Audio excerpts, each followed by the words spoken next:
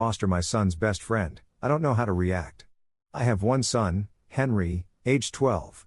Henry is best friends with a boy named Archie, aged 14. It has always been clear that Archie comes from a troubled home. From what I can gather, and I do not have the full information, Archie's mom is a drug addict, and Archie has been on the at-risk register for a long while. Honestly, I don't know why it has taken them this long to decide he is being moved into foster care. Last Friday, I received a call from my son's school, saying they couldn't discuss it with me but asked if I would give them consent for my information to be passed on to Archie's social worker. I agreed, and not long after, I had a call from his social worker explaining that a section something or other was being put in place, which meant that Archie was going to be removed from his home and placed into foster care. I was told that the school had recommended me and asked to see if I could take him in, basically. They said it would likely be long-term until he turns 18. I honestly didn't know what to say. I was in shock. I have been unofficially supporting Archie for a while now. I pick him up from his house and drop him off at school with my son. He spends a lot of weekends at my place. On days where he doesn't come to my place, I make sure to pack him something to eat when I pick him up because he told me that his school lunch is his only meal most days. I buy him soap and deodorant, and I even wash his clothes for him. But supporting however I can and taking him on fully is a big jump. I'm a single dad. I have a decent job, but I'm far from well off. I live in a small 2-bedroom house, meaning Henry and Archie would have to share a room, which they do now when Archie stays, but it's only for short bursts. Plus, there's the responsibility of taking on another human. I was told that they had a lack of foster carers in the local area, so if I didn't agree to take him, it is likely he would have to move counties and schools. I don't want that. I was already having Archie stay with me for the 2-week Christmas holiday, so I asked if I could think about it and give them a firm answer in the new year. They agreed. Archie has not yet been informed about any of this. I've tried to make this a normal Christmas for him, as much as possible. My heart is telling me, of course, you're going to take that little boy in, but my brain is worried about the responsibility and cost of taking on another mouth to feed, another boy to clothe. At the same time, I keep thinking about Archie's situation. He has already had such a rough start in life, and I know he needs stability and care more than anything else. I can't bear the thought of him being uprooted again, losing his school, his friends, and the small semblance of normality he has here. I keep asking myself if I can really give him what he needs, and I don't know if I have all the answers right now. I've always taught Henry the importance of kindness, and I see how much he cares about Archie too. Part of me feels that this might not just be me taking on more responsibility, it's also about giving him the chance to grow up with a sense of love and belonging.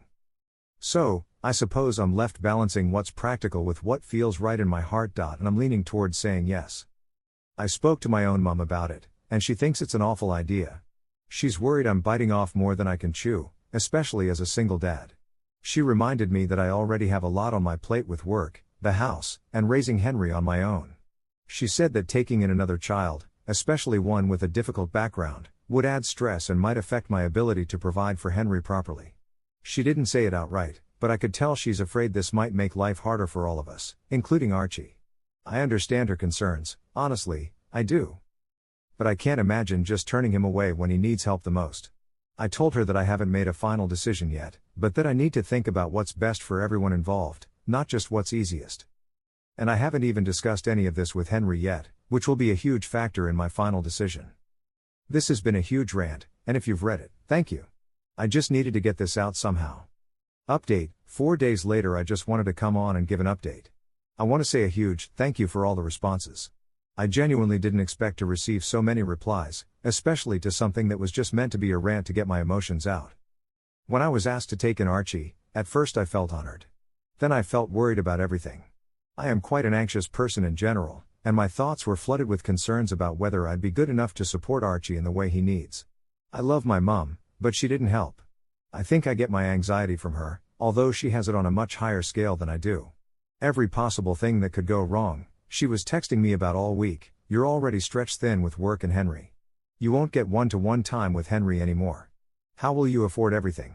These are real concerns, and I'm glad she brought them up because they gave me the opportunity to think about how I could mitigate them. A few of you mentioned the fostering allowance, which I knew about, but I couldn't find any concrete information on how much it would actually be.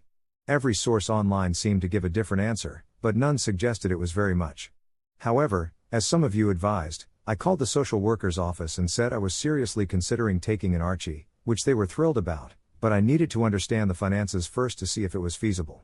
They said they couldn't provide exact numbers, as every case is different and it isn't decided until a placement is found. However, they told me the minimum would be around £190, about $240 US, per week, and that it would likely be completely tax-free. Additionally, I'd receive a significant discount on things like council tax. That was honestly a lot more than I expected, and much higher than most of the figures I'd seen online. They also put me in touch with some other foster carers who answered my questions, which was incredibly helpful. This week has been very busy. I worked out my finances, added the estimated fostering allowance, and calculated how much Archie would likely increase my expenses. It worked out that I'd actually have a surplus compared to my current situation. Many of the foster carers I spoke to don't work full-time, using the allowance to supplement their income. I'm not sure if I want to do that, but they mentioned it helps to work part-time since fostering involves a lot of work, meetings, reports, and other responsibilities. On top of that, I'd need to complete training during the first year to become fully qualified. I considered it, and with the additional allowance, I could move to a 0.6 contract, working 3 days per week, while still covering the costs of moving to a 3-bedroom house. While that would leave me with slightly less disposable income, it wouldn't be a significant reduction. I've spoken with my work, and they said they'd support me if I decided to do this, but I haven't made a final decision. I don't want it to seem like I'm taking advantage of Archie's allowance. After sorting out the finances, I needed to talk to Henry.